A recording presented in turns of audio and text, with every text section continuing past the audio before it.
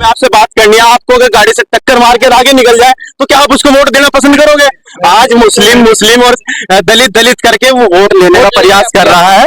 आपको पता है भावना पांडे चुनाव लड़ रही थी, भावना पांडे भी बीजेपी की थी, उसने बीजेपी ज्वाइन कर ली, लेकिन इसको बताया गया कि आपको चुनाव लड़ना है क्योंकि आप दलित मुस्लिम वोट काटने पर निर्भर है। आपके पास धन है, धन बल है, आपके पास हेलीकॉप्टर है, आप लोगों के बीच में जाइए। हमारे लोग क्या है, बड़ी बड़ी चीजों को एक्सेप्ट करते हैं, पसंद करते हैं, तो उसके पास वो सब चीज है। लेकिन उसका एक बयान आया है कि भारत माता की जय बोलना होगा। भाई मेरा अगर हिंदुस्तान जिंदाबाद, मैं मुस्लिम हूँ तो क्या मैं भारत माता की जय बोल के रह सकता हूँ? ये मादरे वतन जिंदाबाद क्या के भी सुधर रह सकता हूँ? जिस तरह से शादाब समझी ने कहा था कि हर किसी के लिए हिंदुस्तान जिंदाबाद या भारत माता की जय बोलना जरूरी नहीं है, ये उनका ही बयान था स्टेज पे से कि मादरे वतन जिंदाबाद भी एक नारा है जो मुसलमानों ने वहाँ सभा के अंदर लगाया था। लोग होते हैं। देखिए बात सुनिए, उमेश कुमार का भी अभी नया ताजा अभी वायरल वीडियो आपने देखा होगा। उसने कहा है कि भारत में रहना होगा तो भारत माता की जय बोलना होगा, लेकिन हमारी जो इस्लामिक धर्म में कहते हैं कि भाई मादरे हम भारत माता की जय नहीं बोलेंगे। हम बयान उल्टे सीधे कहा दे रहे, हम कह रहे हैं कि भारत माता की जय बोलना भी एक ही बात है और मादरे वतन जिंदाबाद कहना भी एक ही बात है। तो इसमें हमें बात कहना भी एक बात है, नहीं तो हमें किसी को सर्टिफिकेट देने की जरूरत नहीं है कि हिंदुस्तान को जिंदाबाद करते क्या नहीं करते। और महंगाई की बात कर लेते हैं, 70 साल में कौन सी महंगाई बढ़ी है? 70 साल में ना गैस पे पैसे बढ़े, ना पेट्रोल पे पैसे बढ़े, क्या 10 साल में इन्होंने एकदम ऊंचाई पे कर दिए?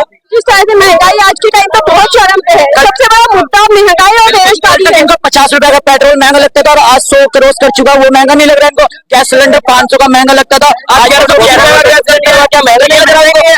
तो हमारे जितने भी हिंदू मुस्लिम सिख उनको सबको सोचना चाहिए कि महंगाई किस सरकार में बढ़ रही है या किस सरकार में घोटाले हो रहे हैं या किस सरकार में हिंदू मुस्लिम कर रहे हैं। तो उनको सोचना चाहिए, अपना दिमाग से सोचना कि माइंड फ्रेश कर दिया लोगों का, तो कांग्रेस लाइए और उनको जिताइए, तो सबसे अच्छा उनका लिए यही रहेगा मेरे साथ।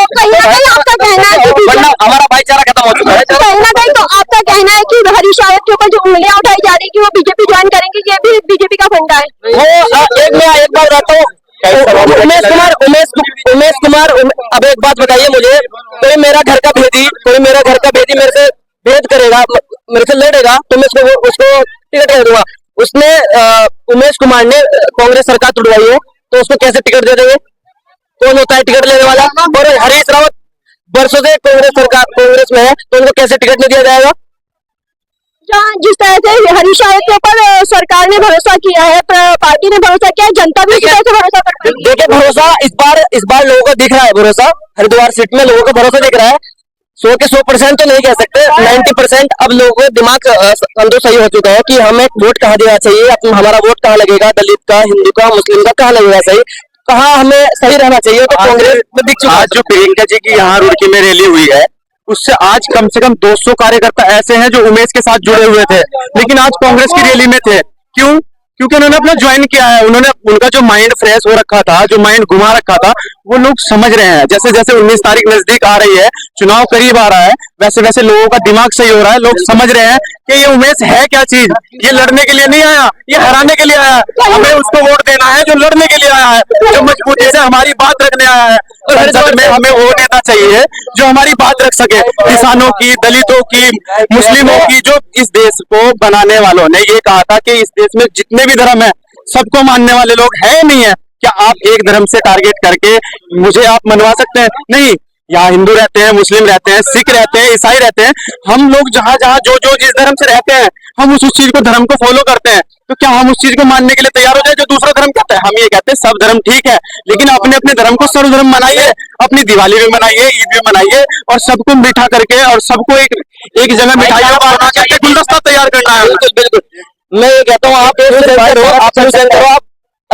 चले जाइए, पता लग जाएगा उमेश कुमार का क्या सीन है क्या नहीं। वो सिर्फ हेलीकॉप्टर घुमा रहा है और कुछ नहीं कर रहा है। पैसे के बल पे चुनाव लड़ना चाहता है, लेकिन पैसे के बल पे चुनाव 5 दिन चलता है। विधानसभा में हमारे यहाँ पे जब कांग्रेस कुमार जी ने तो धोखा दिया है। बिल्कुल।